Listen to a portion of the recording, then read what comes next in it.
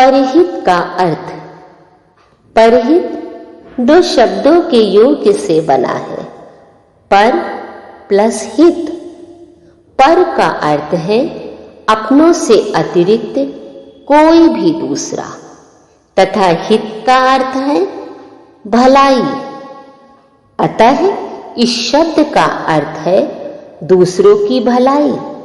दूसरों का अर्थ है वो लोग जो हमारे अपने नहीं हैं, जिनसे हमारा कोई स्वार्थ नहीं है।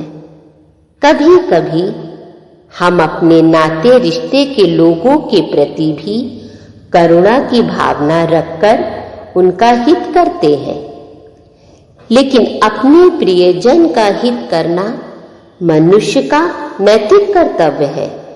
इसे सहायता रूप में तो जाना जा सकता है, इसका भी महत्व होता है। यह सद्कर्म है, मानव धर्म भी है, लेकिन परहित इससे भिन्न है।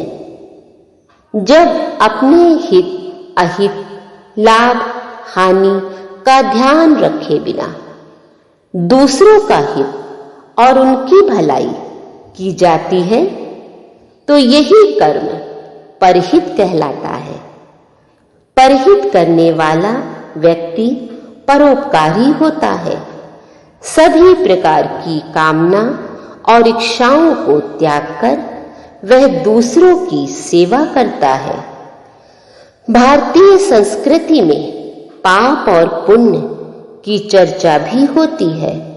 व्यवहार और चरित्र के धरातल पर ये दो मूल्य माने जाते हैं। अपना हित सोचना मानव का कर्तव्य है और धर्म भी, लेकिन अपने हित के कार्यों को इस प्रकार करना कि दूसरों को किसी प्रकार की हानि ना हो, यह उससे भी श्रेष्ठ कर्म है। इनके अतिरिक्त तीसरा पक्ष भी है। अपने हित अहित की चिंता किए बिना जब कोई मनुष्य दूसरों की सेवा या सहायता करता है, तो यह श्रेष्ठ कर्म परहित ही होता है। मनुष्य का अपने माता पिता, भाई बहन, पत्नी और संतान की सेवा करना सबसे प्रथम कर्तव्य है। उसका धर्म है। उसके कर्तव्य की सीमा यहीं तक सीमित नहीं रहती, अपितु अपने सगे संबंधियों के प्रति भी उसका कुछ कर्तव्य होता है। फिर उसके समाज के प्रति भी उसका कर्तव्य होता है।